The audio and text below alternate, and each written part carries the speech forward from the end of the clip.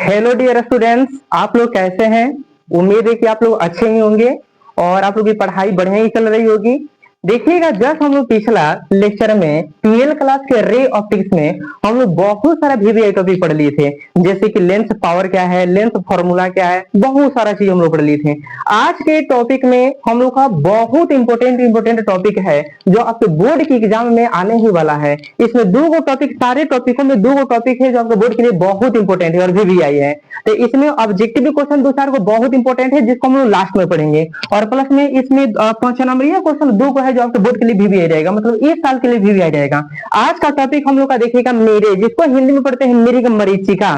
दूसरा बाबू, equivalent focal length of lenses in contact, संपर्क में रखे गए लेंसों की समतुल्य फोकस दूरी। या कभी कभी क्वेश्चन देता है कि दो पतले लेंसों को एक दूसरे के कांटेक्ट में लाया जाता है तो फोकस दूरी कैसा होता है या कितना होता है, उसका फॉर्मूला ड्रॉ करना होता है। तो ये आपके बोर्ड के लिए वीवीआई रहेगा। चलिए, तीसरा क्वेश्चन हम लोग का आज टॉपिक ये रहेगा, प्रिज्म क्या है तथा इसमें रिफ्रैक्शन कैसे होता है, तथा प्रिज्म से संबंधित बहुत सारे हम घटनाओं के बारे में पढ़ेंगे, जैसे कि एंगल ऑफ प्रिज्म, प्रिज्म के कोण के बारे में। आगे हम लोग पढ़ेंगे रिफ्रैक्टेड सरफेस ऑफ प्रिज्म, यानी प्रिज्म के अपवर्तक सतह के बारे में हम लोग पढ़ेंगे। और दूसरा सबसे वीवीआई का टॉपिक होगा हम लोग का कि एक प्रिज्म में सिद्ध करें कि म्यू बराबर में sine A by two plus delta M by two बट्टा में साइन ए बाई टू। ये आपके बोर्ड के लिए वीवीआई रहेगा। ये पहला और ये देखिएगा ये दूसरा, 5 नंबर में इसमें से वो क्वेश्चन आने वाला है, तो इसलिए खुद नॉलेज पड़ेगा। आइए हम लोग पहला टॉपिक पढ़ते हैं जिसको हम बोलते हैं बाबू मृग मरीचिका।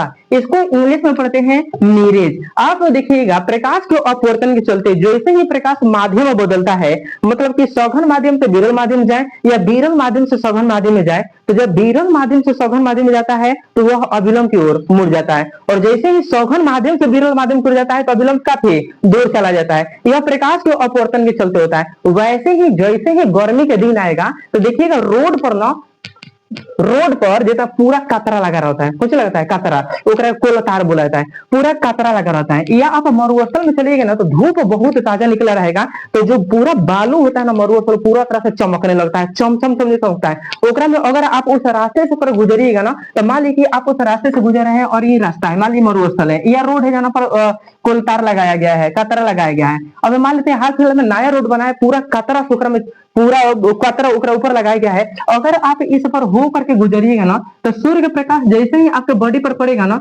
ये आपका प्रतिबिंब एगो धाव करके नीचे बना देगा रोड पर।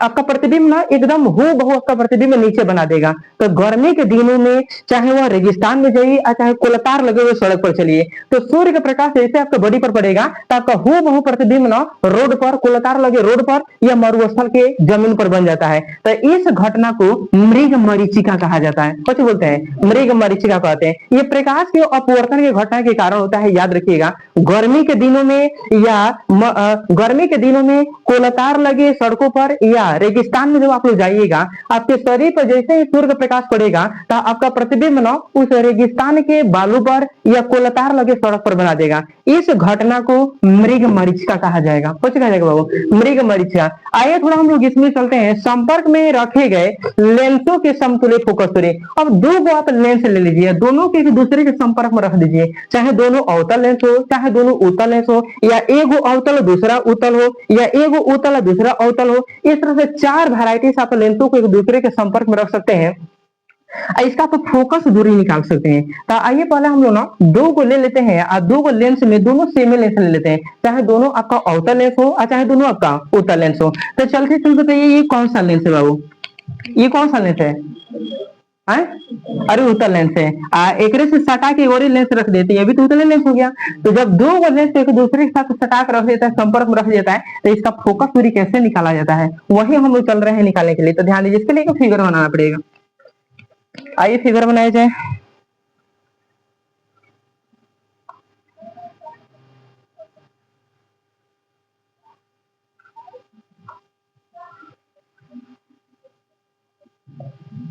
चंद्रमा से बनाइएगा, एक बराबर फिगर बनाइएगा, क्योंकि हाथ से बनाने पर तुम्हारे थोड़ा सा डैमेज ही करेगा। तो ये दो को हम फिगर बना लिए। दोनों कौन सा लेंस बाबू? उत्तल लेंस है। चलिए इसको बनाया जाए फ्रेश। और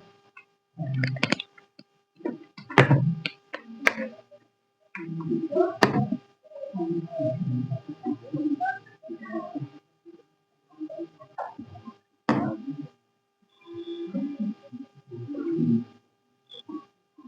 हो गया, इसको लेंस का द्वारा कहा जाएगा। एक मुख्य अक्ष बनाइए, ये हो गया मुख्य अक्ष।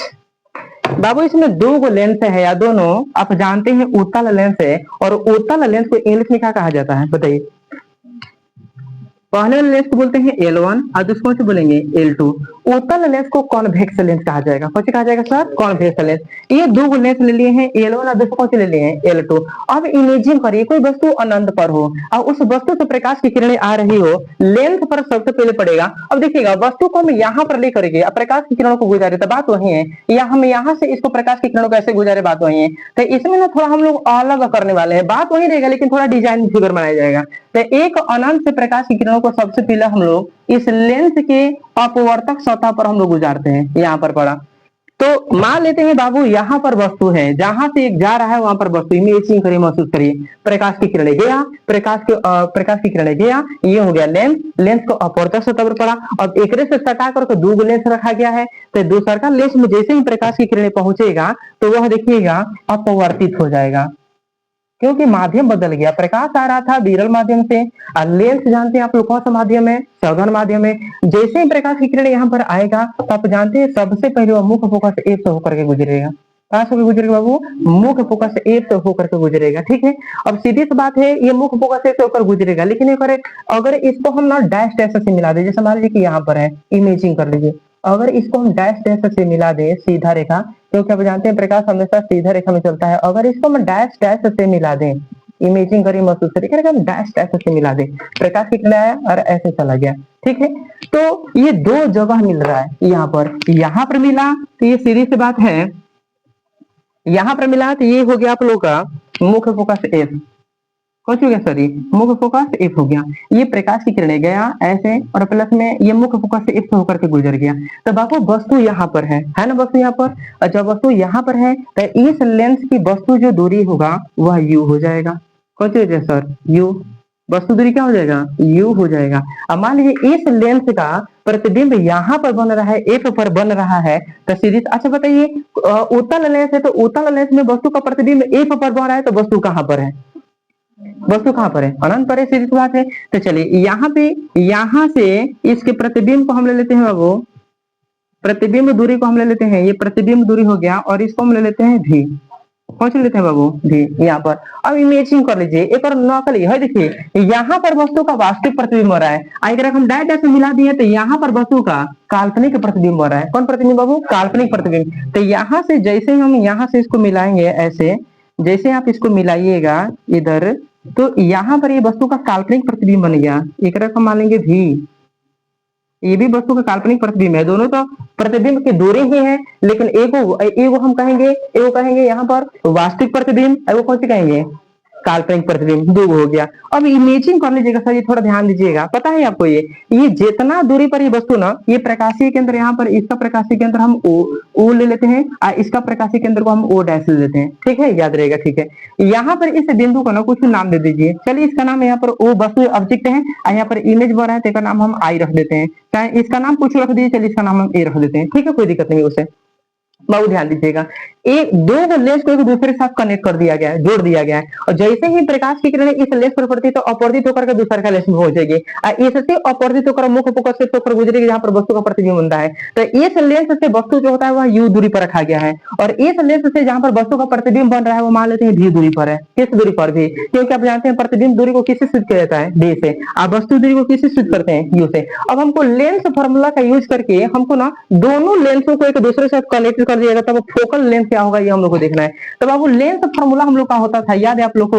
1/f बराबर में 1/v माइनस 1/u। याद है आप लोग को? लेंथ फॉर्मूला हम लोग का ये हुआ करता था। तो यहाँ से हम लोग लिख देंगे हियर मतलब यहाँ हम लिख देंगे वी नो दैट हम जानते हैं। बताइए लेंस फॉर्मूला आप क्या जानते हैं? आप जानते हैं 1/f बराबर में 1/v माइनस 1/u होता है। करेक्ट मान लेंगे समीकरण ए, ये हम लोग जानते हैं पहले से। अच्छा चलिए यहां से लिखेंगे नाउ। अब पहलका लेंस के लिए देखिएगा फॉर लेंस L1, दो लेंस है हमारे पास ना, एक लेंस है L1 और दूसरा नाम कौन सा बाबू L2। अच्छा बताइए दोनों संपर्क में रखा गया दोनों लेंस को, तो दोनों लेंस कौन सा लेंस है? कॉन्वेक्स लेंस ना, याद रखिएगा दोनों कॉन्केव भी लेंस हो सकता है, एक कॉन्वेक्स दूसरा कॉन्केव हो सकता है, एक कॉन्केव दूसरा कॉन्वेक्स हो सकता है। चार वैरायटी से लेंसों को एक दूसरे के संपर्क में रखा जा सकता है, याद रखिएगा। तो चलिए हम पहले ना दोनों कॉन्वेक्स लेंस ले लिए हैं, याद रखिएगा। फॉर लेंस L1 यहाँ पर हम लिखेंगे बाबू 1/, इसका फॉर्मूला यूज करेंगे यूजिंग लेंथ फॉर्मूला, तो यहाँ से लिख देंगे यूजिंग लेंस फॉर्मूला।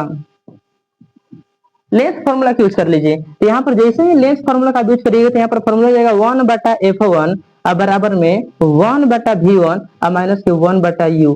बाबू इसका मतलब समझिए, इसका मतलब समझिए। लेंस फॉर्मूला क्या बोलता है 1/f, तो हम लिख देंगे 1/f1 क्योंकि पहले का लेंस का फोकस दूरी, पहले लेंस का फोकस दूरी क्या लेते हैं f1। अब देखिए ये क्या है? प्रतिबिंब की दूरी, प्रतिबिंब की दूरी है ना, तो प्रतिबिंब की जो दूरी है तो मान लेते हैं कि ओरिजिनल जो प्रतिबिंब की दूरी करेगा तो हम v मानेंगे, लेकिन इस लेंस के लिए प्रतिबिंब की जो दूरी है वो क्या ले लेंगे? v1 ले लेते हैं। क्या लेते हैं? v1। और यहाँ पर वस्तु की दूरी क्या ले लेते हैं? u, तो ये हो जाएगा 1/u। एक मान लेंगे समीकरण फर्स्ट। चलिए समीकरण सेकंड पास करते हैं, मतलब दूसरा का लेंस के लिए हम लोग चलते हैं। यहाँ से लिख देंगे अगेन में से पुनः हम लोग चलेंगे, यहाँ पर लिखेंगे फॉर लेंस L2 के लिए हम लोग चलेंगे। तो जैसे ही L2 के लिए चलेंगे तो यहाँ पे लिख देंगे 1/f2। अब बराबर ध्यान दीजिएगा बाबू, फॉर्मूला है हम लोग का 1/v माइनस 1/u, तो हम लिखेंगे यहाँ पर 1/v। अब कहिएगा यहाँ पर v2 लिखिएगा, v2 नहीं, ध्यान दीजिए यहाँ पर दो को प्रतिबिंब थोड़ी भरा है, ये तो काल्पनिक का प्रतिबिंब है। प्रतिबिंब तो गुड़े भरा है, प्रतिबिंब कौन भरा है? एक गुड़े भरा है। तो यहाँ पर ध्यान दीजिएगा हम लिखने जा रहे हैं भी अब माइनस, थोड़ा सा ध्यान देना है सर। इसके बाद u होता है ना, क्या होता है u, हम लोग का 1/f2 मतलब दूसरा लेंस के लिए, तो दूसरा लेंस के लिए तब फोकस पूरे करके f2 ले लेते हैं। अब प्रतिबिंब तो एक गुड़े ना है, प्रतिबिंब कौन सी है? एक गुड़े है, प्रतिबिंब गुड़े हैं। और यहाँ पर वस्तु तो गुड़े है, तो वस्तु क्या है? u। तो वस्तु आप यहाँ पर u जब लीजिएगा तो थोड़ा ध्यान दीजिएगा सर जी, वस्तु जितना दूरी पर रखा गया होता है ना, वस्तु जितना दूरी पर रखा गया होता है, ये जो काल्पनिक प्रतिबिंब बनता है ना उतनी दूरी पर बनता है।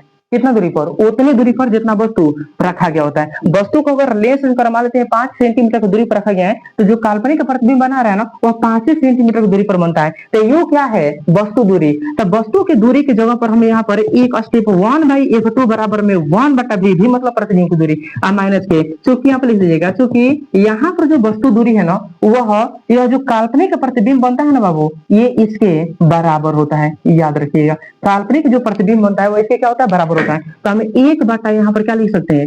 v1। क्या लिख सकते हैं सर?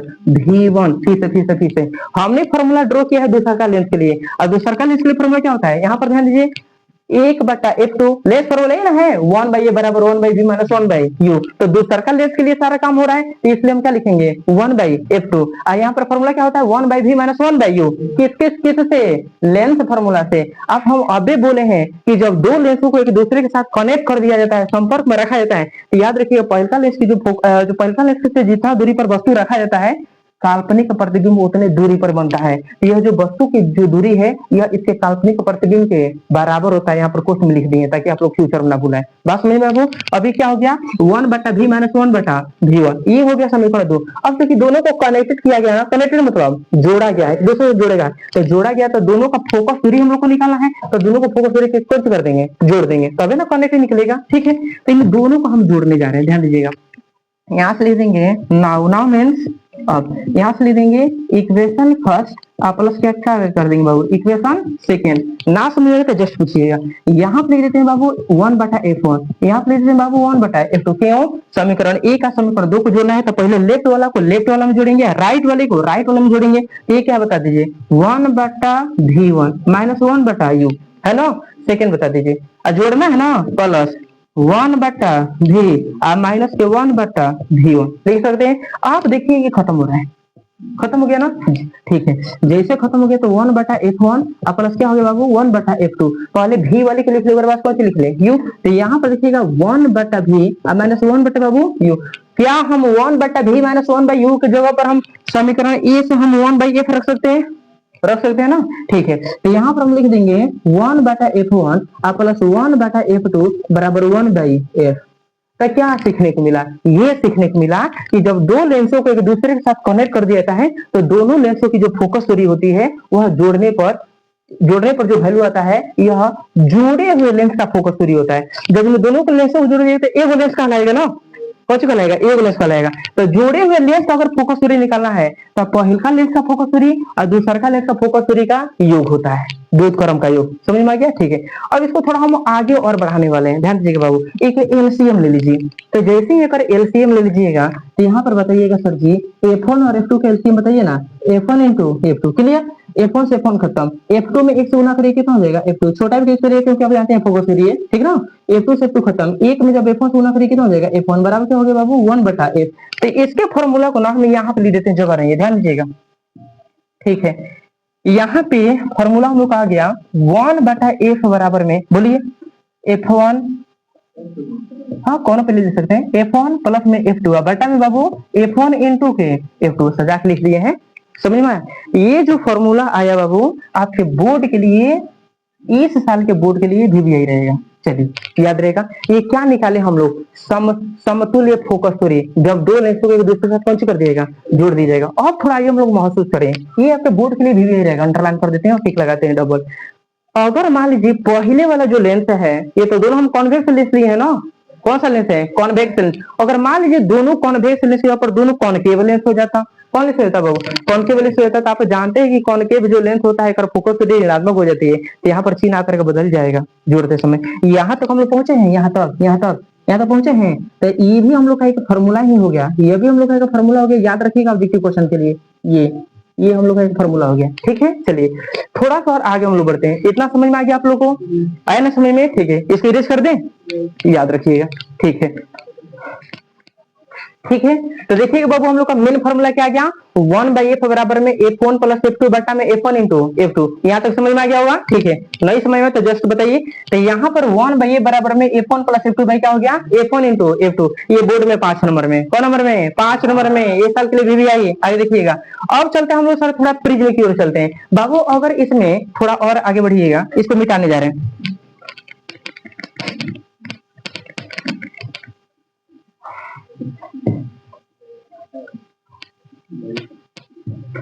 देखिए स्पेशल केस थोड़ा देख लीजिए सर। इसमें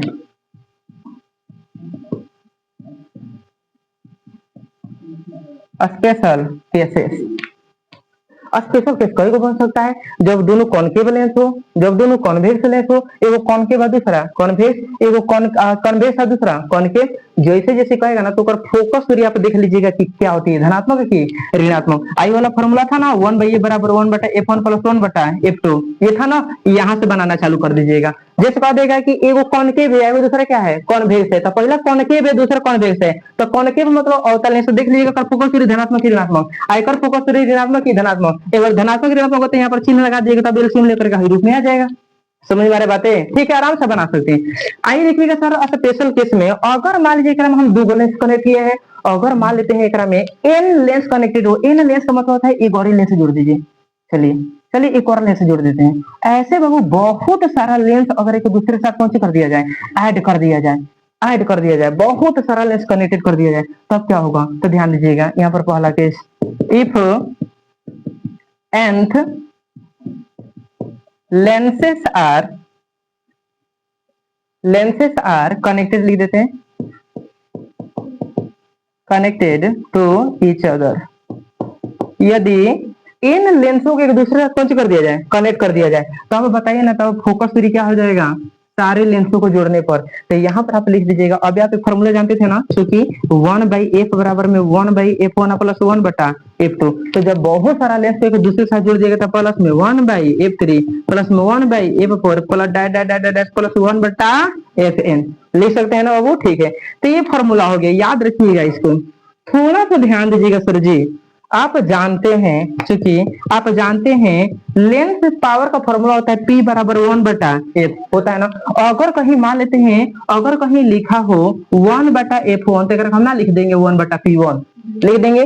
अगर कहीं लिखा हो 1/f2 तक लिख देंगे ना 1/p2, क्योंकि पावर का फॉर्मूला है। तो इसके जगह पर यदि हम लोग को लिखना होगा, इसके जगह पर यहाँ से लिख देंगे क्योंकि P बराबर में 1/f, तो यहाँ से लिख देंगे, इसीलिए 1/f के ऊपर क्या लिखिएगा P नॉट, यहाँ पे लिख देंगे P बराबर में, ना समझे तो जस्ट बताइए 1/f4 के ऊपर क्या लिख देंगे P1 ना, और 1/f2 के ऊपर क्या लिख देंगे P2, इसके ऊपर क्या लिख दे बाबू P3, ऐसे ही अनंत समय तक बढ़ता रहेगा, क्या बोलेंगे Pn, क्या पढ़ेंगे बाबू Pn। Pn हो गया हम लोग का लेंस से पावर का फॉर्मूला। तो बोर्ड में क्वेश्चन आ जाएगा जो बहुत सारे लेंस या दो लेंस को एक दूसरे के साथ कनेक्ट कर दिया जाता है, तो लेंस क्षमता की गणना करें, तो आपको यहाँ से बना के 2-3 स्टेप और ही बढ़ जाना पड़ेगा यहाँ तक, समझ में आ गया? ठीक है, आगे देख लीजिए बाबू, थोड़ा सा देखिएगा, इसमें हम लोग पढ़ लेते हैं प्रिज्म के बारे में। किसके बारे में बाबू? प्रिज्म। खूब बढ़िया से सुनिएगा, प्रिज्म क्या है, क्यों है, कैसे, ध्यान दीजिए। आइए हम लोग प्रिज्म के बारे में पढ़ें। प्रिज्म को हिंदी में बोलते हैं, प्रिज्म पढ़ा जाता है, आइए वो पढ़ते हैं त्रिपार्श्व। क्या पढ़ेंगे बाबू? त्रिपार्श्व। देखिए प्रिज्म का मतलब क्या होता है, खूब बढ़िया से सुनिएगा, प्रिज्म का मतलब क्या होता है। प्रिज्म भी कांच का ही बना होता है, अब पूरा तरह से वो पारदर्शी होता है। जैसे लेंस होता है वैसे ही प्रिज्म होता है, लेकिन लेंस और प्रिज्म में थोड़ा सा अंतर है, ध्यान दीजिएगा। प्रिज्म में 5 गो सतहें होती है, कहो बाबू 5 गो, और जो लेंस होता है ना ओकरा में 2 गो सतह होती है, कहो बाबू 2 गो, याद करिए, समझिए। प्रिज्म और लेंस में ज्यादा कुछ अंतर नहीं है। प्रिज्म जो होता है ओकरा में 5 गो सतह होती है, और लेंस में 2 गो सतह होती है, दोनों अपवर्तक सतह होती है, एकरा में भी 5 अपवर्तक सतह ही होता है, कोई भी परावर्तक सतह नहीं होता है। ये कांच का बना होता है, किसका बना होता है? कांच का। देखिएगा ये कांच का बना होता है, इसकी आकृति थोड़ा देख लीजिए सर जी।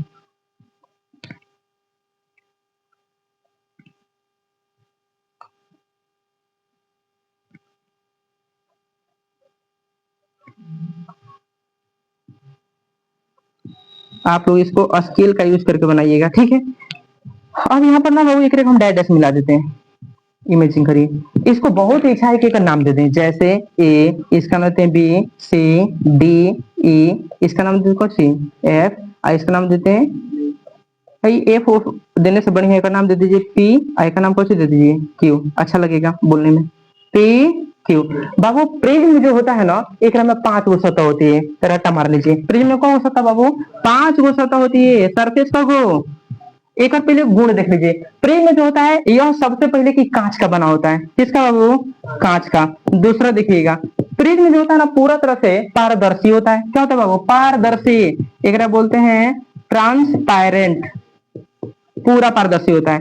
तीसरा देखिएगा ना एकरा में अपवर्तक सतह होता है, कौन सतह? अपवर्तक सतह, 5 गो अपवर्तक सतह होता है। आगे देखिएगा चौथे का प्रॉपर्टी देखिएगा, 5 गो अपवर्तक सतह में कौन कौन सा सतह होता है? तो ये देखिएगा 2 गो सतह होता है, एक सतह को बोलते हैं त्रिभुजाकार सतह, त्रिभुजाकार सतह, और दूसरा बोलते हैं आयताकार सतह, रेक्टेंगुलर। प्रिज्म में कितनी सतह होती है? 5। इन 5 सतह कितने भागों में बांटा गया है? 2। ये 5 सतह ना 2 प्रकार की होती है, एक होती है त्रिभुजाकार और दूसरा होती है आयताकार। बाबू त्रिभुजाकार आयताकार आप देखिए ना फिगर में, त्रिभुजाकार आयताकार, त्रिभुजाकार कौन है, आयताकार कौन है, तो थोड़ा ध्यान दें। त्रिभुजाकार सतह कौन होती है? 5 गो, और त्रिभुज में कौन भुजा? 3 गो, एक कम कर दीजिए तो कौन हो गया? 2 गो, एक को कम कर दीजिए तो कब हो गया? 2 गो। चलिए आयत में कब भुजा? 4 गो, एक को कम कर दीजिए कब हो गया? 3 गो। याद रखिएगा ट्रिक से, ऑब्जेक्टिव क्वेश्चन पूछ दिएगा त्रिभुजाकार प्रिज्म में कितनी त्रिभुजाकार सतह होती है? 2। त्रिभुज में कितनी आयताकार सतह होती है? 3। एक को कम कर देना है, कब कम कर देना बाबू? 1 गो। और ऑब्जेक्टिव क्वेश्चन के लिए इंपॉर्टेंट है, क्वेश्चन पूछेगा प्रिज्म में कितनी सतह होती है? 5 गो। त्रिभुजाकार सतह कब गो? 2 गो। आयताकार सतह कब गो? 3 गो। अब आइए देखते हैं त्रिभुजाकार सतह क्रम कौन कौन है। त्रिभुजाकार इमेजिन करिए, देखिए तो ए बी सी, देख रहे हैं क्या नाम है? और ए बी सी, तो पहले वाले का नाम हो गया बाबू ए बी सी। एक और त्रिभुजाकार सतह आप लोग देख पा रहे हैं पी डी ई, नाम क्या है sir? P D E, P D E, देखो लिख देते हैं पी डी ई। कौन सतह? त्रिभुजाकार सतह कब हो? 2 गो। कौन कौन में दिखाई दे रहा है फिगर में? ए बी सी और दूसरा पी डी। अब हम लोग को आयताकार खोजना है, कैसे बाबू? आयत के आकार का, आयताकार ना, ठीक है। आयताकार सतह का गो 3 गो। आइए देख लेते हैं आयत के आकार के, इमेजिन करिए, महसूस करिए। पहले तो है हो गया बी सी ई डी, आयतकार है ना, क्या नाम है, बी सी ई डी। तो लिखिए एक नाम है बी सी ई डी। आयत में 4 गो भुजा ना, तो 4 गो भुजा है तो 4 गो कोना लिखिएगा ना, बी सी ई डी। चलिए एक और देखिए, यहाँ पर इमेजिन करिए, महसूस करिए, ये वाला हिस्सा देखिए सर, ये वाला हिस्सा ए सी ई पी ए, इमेजिन करिए, ये वाला प्लेट हटा लीजिए, ये वाला जो प्लेट है इस तरह का नाम है ए सी ई पी ए, दिखाई दे रहा है, यह कैसा दिखाई दे रहा है, आयताकार। नाम बोलिए तो क्या नाम है, ए सी, आगे ए, आगे पी, आप फिर से ऊपर पहुंच जाइए, कहाँ हुआ, ए पहुंच जाइएगा ना, ए सी ई पी, आगे पहुंच जाइए ए, ठीक ना। आपको मन करता लिखिए, ना मन करता मत लिखिए। ये कौ गो सतह हो गया बाबू, 2 गो। एक और सतह इधर वाला, इमेजिन करिए इधर, A P D B, A P D B, क्या नाम है, ए पी डी बी। तो लिख दीजिए ए पी डी बी, याद रहेगा बाबू। अब क्वेश्चन पूछ देगा त्रिभुज में, क्वेश्चन पूछ, अच्छा ध्यान दीजिएगा, प्रिज्म जो होता है ना बाबू, थोड़ा ये 3D में होता है, किसमें होता है, 3D में। आप इसको 2D नहीं बना सकते हैं, इसीलिए हम लोग पढ़ने के हिसाब से आसान हो, इसीलिए त्रिभुज को ना जो प्रिज्म होता है एक तरह का त्रिभुज के जैसा बना लेते हैं। किसके जैसा, त्रिभुज। याद रखिएगा त्रिभुज जो हम लोग बोर्ड पर बनाते हैं वो 2D है, लेकिन प्रिज्म हमेशा किसके रूप में होता है, 3D के रूप में होता है। किसके रूप में होता है, एक और गुण देख लीजिएगा, इसका 5 गो अपवर्तक सतह होता है। अब 5 गो अपवर्तक सतह में कोई भी 2 गो अपवर्तक सतह एक दूसरे के पैरेलल नहीं होता है, ये इसका नेचर है। किसका, प्रिज्म का। प्रिज्म में कोई भी 2 गो अपवर्तक सतह जो होता है एक दूसरे का पैरेलल नहीं होता है।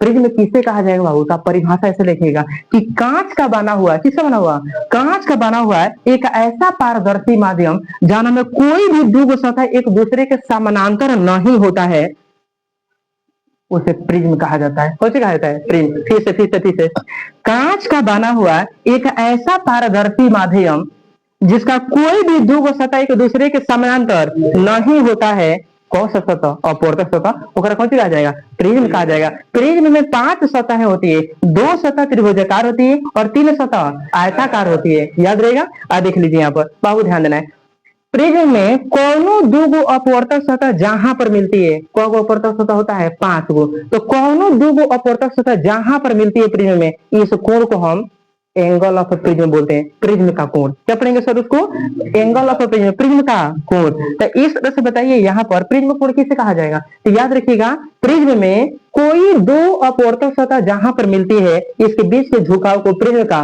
कोण कहा जाता है। एक रकम हम कोण ए से सूचित करेंगे, किसे बाबू, इसको हम कोण ए से सूचित करेंगे, याद रहेगा, ठीक है। अच्छा बाबू, reflected surface of prism, prism से हम लोग थोड़ा अपवर्तन देखेंगे, प्रिज्म से अपवर्तन की घटना कैसे होती है, याद रहेगा, है समझ में आ गया, ठीक है।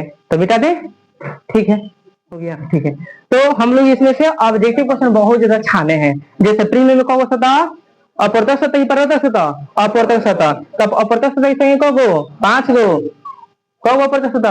आप बताइए प्रिज्म 2D में होता है कि 3D में, आप प्रिज्म जो होता है किसका बना होता है, कांच का। क्वेश्चन पूछ दिया जाएगा प्रिज्म में कितनी सतह होती है, 5 सतह होती है, कि त्रिभुजाकार सतह कितनी होती है, त्रिभुजाकार में 3 मत मार कर दीजिएगा, वो कम कर दिए, 2 गो। आयताकार सतह कौ गो, 3 गो, याद रखिएगा, इसको मिटा रहे हैं।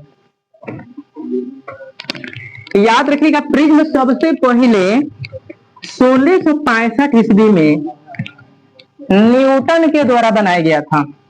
किसके द्वारा बाबू, न्यूटन के द्वारा बनाया गया था प्रिज्म, याद रखिएगा, ठीक है। चलिए नेक्स्ट देखिए, अब थोड़ा हम लोग चले प्रिज्म में अपवर्तन, ये वाला टॉपिक, ये वाला सेकेंड, प्रिज्म में अपवर्तन। प्रिज्म में अपवर्तन कैसे होता है, तो इसके लिए एक बढ़िया फिगर बनाना पड़ेगा, क्योंकि ये क्वेश्चन आने वाला है। आइए देखते हैं, 2 नंबर में क्वेश्चन आएगा, प्रिज्म से अपवर्तन का किरण आलेख खींचे, बस 2 नंबर में। इसको बोर्ड में पूछा हुआ ढेर दिन हो गया, ताकि इसको फ्रेश बनाया जाए। अभी हम आप लोग को बोले हैं कि 2D में प्रिज्म को बनाना हुआ ना, तो आप एक त्रिभुज बना लीजिएगा। क्या बना लीजिएगा, त्रिभुज, एक त्रिभुज बना लीजिएगा। तो चलिए हम एक त्रिभुज बना लेते हैं। दरअसल में ये तो सही नहीं है, लेकिन लेकिन 2D में बना के इसको समझा जा सकता है। चलिए बाबू, ये प्रिज्म है, कांच का बना है। एकरा में 5 गो अपवर्तक सतह होता है। देख रहे हैं 3 गो, लेकिन 5 गो होता है, याद रखिएगा। जैसे ही प्रकाश की किरण एकरा में प्रेस करिए, जैसे यहाँ पर एक टॉर्च ले लीजिए, जैसे एक टॉर्च ले लीजिए, प्रकाश की किरणों को इसमें गुजारिएगा। तो जैसे ही प्रकाश की किरणों के पर गुजारिएगा तो एकरा में है अपवर्तक सतह।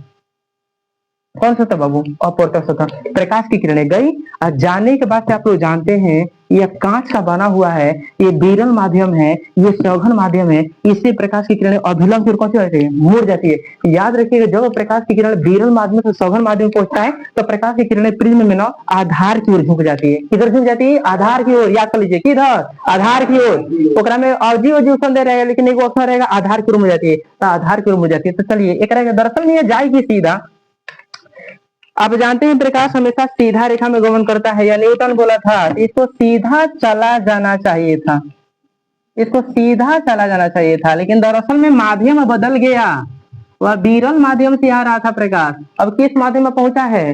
सघन माध्यम में पहुंचा है। इसलिए ये कहाँ झुक जाएगा? आधार की ओर। ये आधार की ओर मुड़ जाएगा। अब देखिएगा, हई हो गया सघन माध्यम, और फिर से हो गया हवा माध्यम। जैसे ही प्रकाश हवा सघन माध्यम से विरल माध्यम जाएगा तो अभिलंब से काफी दूर भागेगा। एक और थोड़ा झुका दीजिए।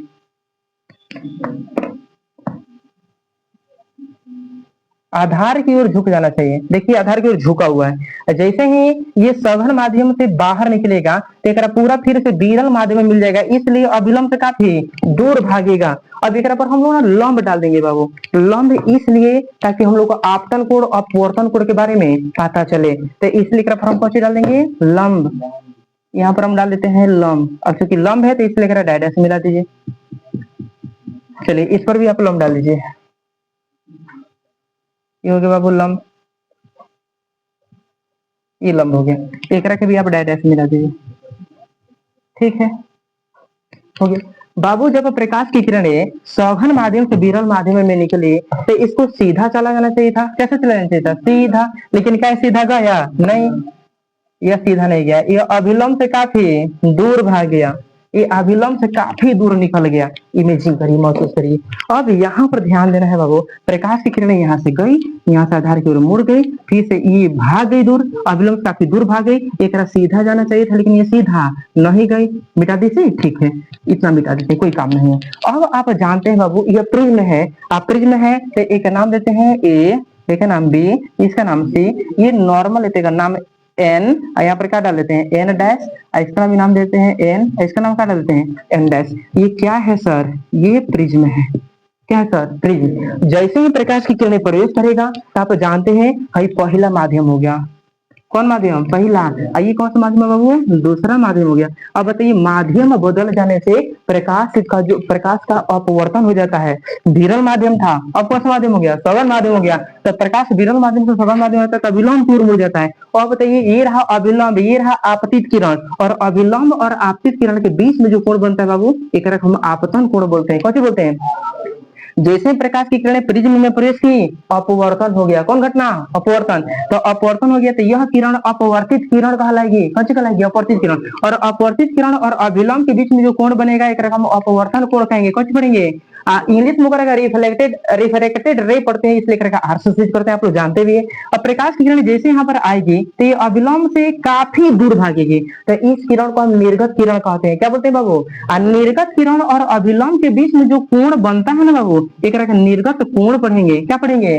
निर्गत कोण को इंग्लिश में इमर्जेंट एंगल पढ़ते हैं, इसलिए छोटा इस स्विच करेंगे बाबू। जैसे ही एक तरह के ऊपर आप बढ़ाइएगा तो ये प्रकाश की किरणें यहाँ और ये प्रकाश की किरणें यहाँ, यहाँ पर जो कोण बनता है ना, ये अब इमेजिन करिए, एक सीधा चला जाना चाहिए था। सीधा चला जाना चाहिए था ना, तो ये सीधा चला जाना चाहिए था, लेकिन ये सीधा ना जाकर अभिलंब काफी दूर मुड़ जाता है। तो ये निर्गत किरण ये रेखा के बीच में जो कोण बनता है, ये प्रकाश अपने रास्ते से भटक जाता है, इस कोण को हम बोलते हैं विचलन कोण। कौन सी बोलते हैं बाबू?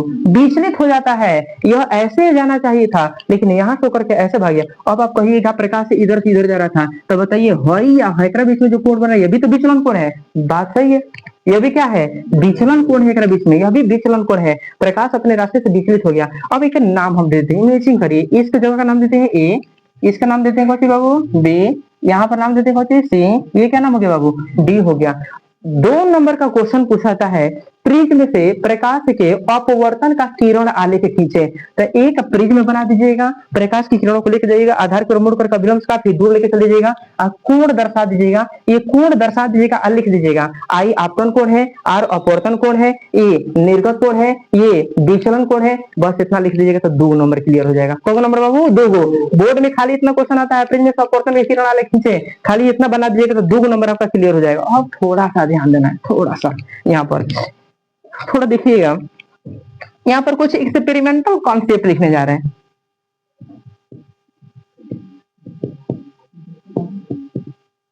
एक्सपेरिमेंटल कॉन्सेप्ट क्या पढ़ेंगे सर? Experimental concept. इससे पहले आपको थोड़ा ये बता देंगे सारा क्या है, क्योंकि आप लोग मान लीजिए कि एग्जाम में गड़बड़ा दीजिएगा तो दिक्कत हो जाएगा। बताइए आई क्या है? आई आपतित किरण है, तो इसको बोलते हैं इंसिडेंट, इसे क्या बोलेंगे? Incident ray. क्या पढ़ेंगे? Incident ray. अच्छा चलिए, आर क्या है बाबू? अपवर्तित अपवर्तन कोण है ना। आई क्या है? आपतन कोण। आई क्या है? अपवर्तन कोण। हिंदी में को गड़बड़ा सकता है। आर क्या है? अपवर्तन कोण। इंग्लिश में क्या पढ़ेंगे? कहा एंगल लिख दें? अच्छा ठीक है, अब सही है। आर क्या है बाबू? अपवर्तन कोण। इंग्लिश में क्या पढ़ेंगे? Reflected angle, reflected angle. समझ में आ गया होगा बाबू। ई क्या है बताइए? ई क्या है? निर्गत कोण। एक इंग्लिश में क्या पढ़ेंगे?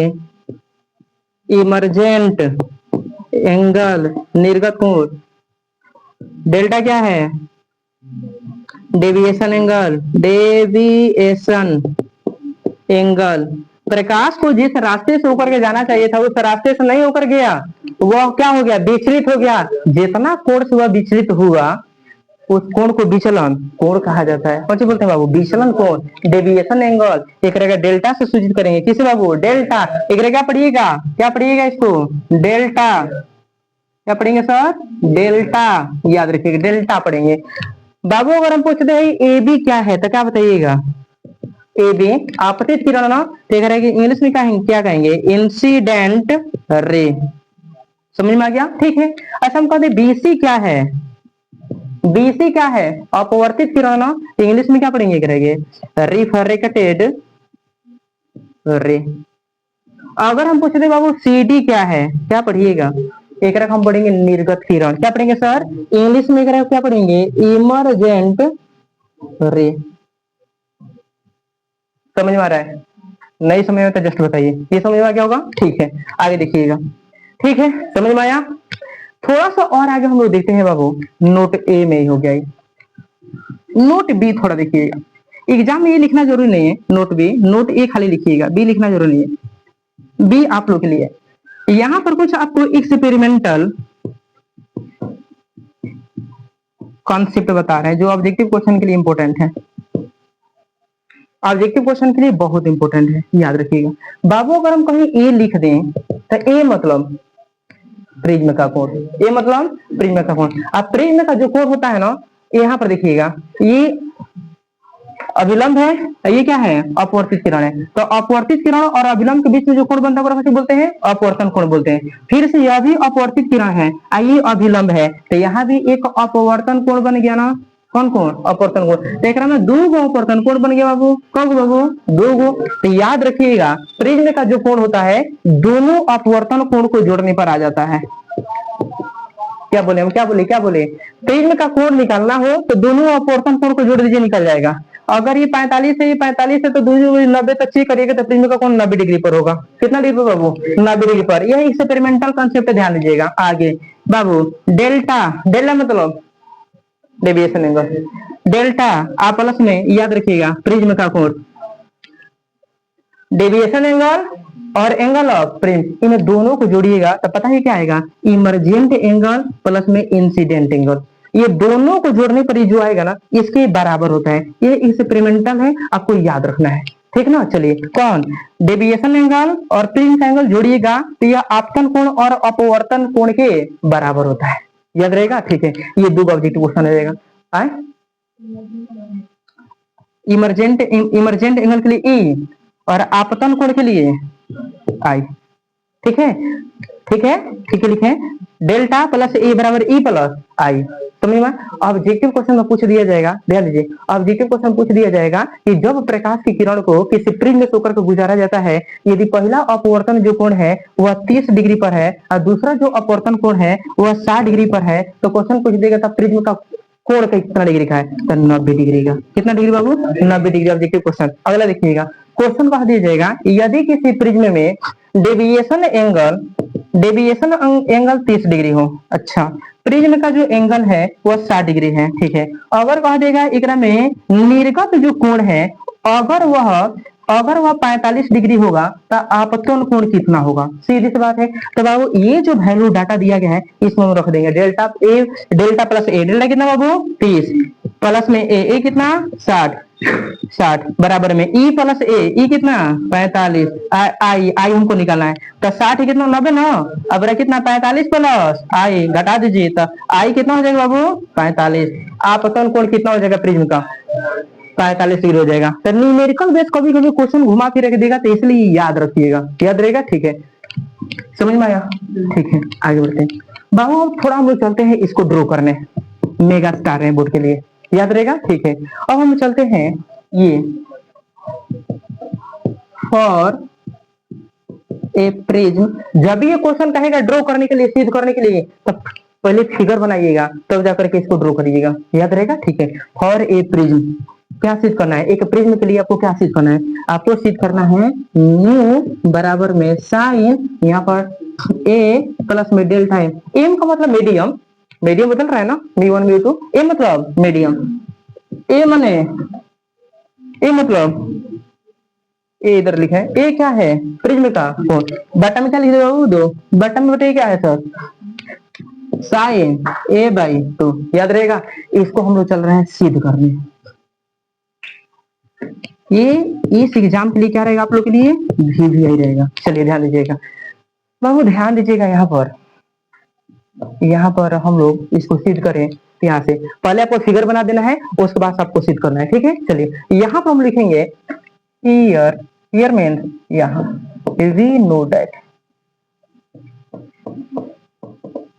क्या लिखेंगे सर? वी नो दैट, हम जानते हैं। आप क्या जानते हैं? तो हम जानते हैं ए बराबर में, यहाँ पर देखिएगा R1 प्लस क्या होता है? R2। ये है तो अपवर्तन कोण है। कौन कौन है? अपवर्तन कोण। अब जब अपवर्तन कोण है तो अपवर्तन कोण को हम R से सूचित करते हैं। किससे? R से। तो इसीलिए लिख देंगे, यहाँ से लिख देंगे, क्योंकि R1 कहिए या आप R2 कहिए, ये दोनों सब ना अपवर्तन कोण ही है। कौन कोण? अपवर्तन कोण। तो हम इसके जगह पर R1 कहे चाहे R2 कहे चाहे R कहे, सारा का सारा यहाँ पर सारे के सारे अपवर्तन कोण एक दूसरे के बराबर होते हैं। तीसरा कॉन्सेप्ट इसमें याद रखिएगा, इसमें तीसरा नंबर याद रखिएगा, R1 बराबर में R2 होता है, तीसरा एक्सपेरिमेंटल। ठीक है, चलिए ये रख दीजिएगा। जैसे यहाँ पर रखिएगा बाबू, तो इसीलिए बताइए ना ए कितना हो जाएगा? R1 के जगह पर भी R रखना है, R2 के जगह पर भी आपको R रखना है, तो एक बार और एक बार 2 बार।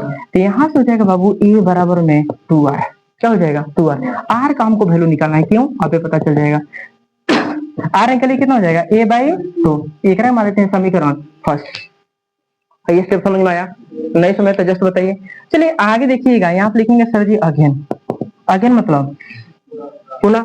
चलिए हम लोग एक और चीज जानते हैं, यहाँ पर क्या जानते हैं? डेल्टा प्लस में ए बराबर, यहाँ पर क्या लिख देंगे? ई प्लस के आई, यही लिख देंगे। ठीक है, ई प्लस में आई लिख देंगे। और थोड़ा ध्यान दीजिएगा वो यहाँ पर ये जो अच्छा, इसको तो हमको सीधे करना है, करना ना फिर? ठीक है, इसको मिटा देते हैं क्योंकि यहाँ पर ये लिखा गया है। बाबू थोड़ा सा और ध्यान दीजिएगा, थोड़ा सा। यहाँ पर ये जो एक्सपेरिमेंटल हम कॉन्सेप्ट लिखे हैं, एक में एक 2 गोरे लिखना चाहते हैं। जैसे यहाँ पर याद रखिएगा, सारा अपवर्तन कोण क्या होता है बाबू? बराबर होता है, याद रखिएगा। एक और चीज आपको बता दें, आपतन कोण ना हमेशा निर्गत कोण के बराबर होता है, इस बात को याद रखिएगा। आपतन कोण जो है वह किसके बराबर होता है? निर्गत कोण के बराबर होता है। ये निर्गत कोण के हमेशा बराबर होता है, इस बात को याद रखिए। यहाँ पर डेल्टा, अब किसी मीडियम के लिए हमको डेल्टा चेक करना है, तो यहाँ पर हम डेल्टा एम तो लिख सकते हैं, कोई दिक्कत नहीं है। डेल्टा किसी मीडियम विचलन कोण है, तो कहाँ विचलन कोण आ रहा है? किस माध्यम में? विरल माध्यम की सघन माध्यम, इसलिए यहाँ पर हम एम लगा दिए हैं। कौन सी लगाते हैं बाबू? एम। एम मतलब माध्यम, याद रहेगा, ठीक है। अब यहाँ पे देखिएगा सर, ए लिख देते हैं। अब हमको बहुत इच्छा है कि हम दोनों को आई बना दें। यहाँ पर ई प्लस आई है ना, तो ई किसके बराबर होता है? आई के। तो यहाँ पर आई प्लस क्या लिख दें? आई। अब यहाँ पर लिख देंगे डेल्टा एम प्लस में ए बराबर में कौन सी लिख दे? 2 आई। आई का वैल्यू निकाल दीजिए, तो आई बराबर में डेल्टा एम प्लस में ए बाई में क्या लिख दें? 2। एक मान लेते हैं समीकरण, ठीक है।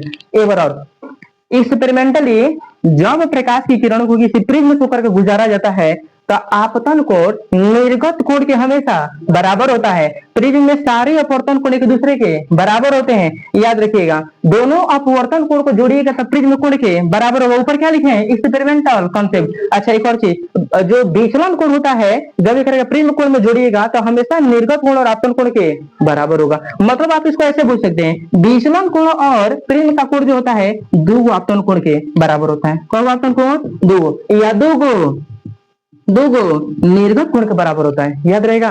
क्वेश्चन पूछ दिया जाएगा कि प्रिज्म में विचलन कोण और प्रिज्म के कोण का योग कितने आपतन कोण का गुना होता है? 2 गुना। कौ गुना होता है? 2 गुना। ऑब्जेक्टिव क्वेश्चन, याद रखिएगा। चलिए, बाद में मत कहिए कि हम ना बताएं।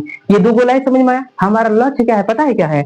इसको अगर गौर से देखिएगा तो आपको नहीं दिखाई दे रहा कि अस्नेल के नियम से जा रहा है। साइन आई बट्टा में साइन आर, न्यू बराबर, याद है अस्नेल के नियम पर जा रहा ना, न्यू बराबर साइन आई बटा साइन आर, आई आर। इसलिए पहले हम निकाले हैं आई, अगर बस कौन से निकाले हैं? आर, और अस्नेल के नियम हम खाली रख देंगे, सिद्ध हो गया। समझ मेरे बाबू। अब यहाँ से हम मिटाने जा रहे हैं, इसका कोई काम नहीं है। तो यहाँ से हम लिख देंगे, यहाँ से लिख देंगे नाउ। नाउ मीन्स अब यूजिंग मतलब प्रयोग करने पर किसका नियम? अस्नेल्स लॉ। किसका नियम? अस्नेल्स लॉ। अस्नेल के नियम का हम लोग प्रयोग करने जा रहे हैं। और अस्नेल का नियम जो होता है प्रकाश के अपवर्तन का दूसरा का नियम है। क्या बोलता है म्यू बराबर में साइन आई बट्टा में क्या होता है सर? साइन आर होता है। वह बोला था आपतन कोण की ज्या और अपवर्तन कोण की ज्या का अनुपात एक नियतांक होता है, जिस अस्नेल का नियम का रहता है। तो म्यू बराबर में साइन लिख देंगे। अब बताइए ना सर जी, आई हम कितना निकाल चुके हैं? तो आप लिख देंगे डेल्टा एम प्लस में ए बाई में 2 बट्टा में साइन आर। आर कितना हम निकाले हैं फर्स्ट से? ए बाई 2। देखिए तो प्रिज्म में क्या यही सिद्ध करना था हम लोग को? हाँ, तो यह हो गया 5 नंबर में। बाबू जब भी ये क्वेश्चन आएगा बोर्ड में तो आपको सबसे पहले आपको फिगर बना देना है। आप फिगर बनाने के बाद इसको ड्रॉ कर देना है। कौन नंबर में आ जाएगा? 5 नंबर में। ये आपको बोर्ड के लिए क्या है? बीबीआई है। समझ में आया? ठीक है। इसमें जितना जो टॉपिक है उसमें आप लोगों का सबसे बीबीआई क्वेश्चन ये दूसरा है और ये चौथा है, याद रहेगा, ठीक है। चलते चलते ऑब्जेक्टिव क्वेश्चन बता दीजिए। प्रिज्म किसका बना होता है? कांच का। प्रिज्म कैसा माध्यम है? पारदर्शी। कैसा माध्यम है? पारदर्शी। प्रिज्म जो होता है वह लेंस से किस प्रकार भिन्न है? तो प्रिज्म लेंस से इस प्रकार भिन्न है कि लेंस में 2 गो अपवर्तक सतह होता है और प्रिज्म में 5 गो अपवर्तक सतह होता है, ठीक है। हाँ, बस यही अंतर है, कुछ नहीं अंतर है अपवर्तक सतह। अच्छा देख लीजिएगा, प्रिज्म जो होता है ना, प्रिज्म जो होता है एक में 2 गो त्रिभुजाकार सतह और 3 गो आयताकार सतह होती है, याद रहेगा। चलते चलते क्वेश्चन बता दीजिए। अगर कोई क्वेश्चन पूछ देगा कि यदि किसी प्रिज्म में सुनिएगा, यदि किसी प्रिज्म में पहला अपवर्तन कोण 30 डिग्री है और दूसरा अपवर्तन कोण जो है वह 15 डिग्री पर है, तो प्रिज्म का एंगल कितना हो जाएगा? आप लोग बताइए कितना हो जाएगा? कितना? अभी ना बोले हैं कि प्रिज्म का जो कोण होगा दोनों अपवर्तन कोण के योग के बराबर होगा। तो प्रिज्म कोण हम ही बता देते हैं, 30 प्लस कितना हो जाएगा? 15 डिग्री बराबर कितना डिग्री? 45 डिग्री। इसका एग्जैक्ट आंसर हो गया। समझ में आया? ठीक है, समझ में आया है? ठीक है।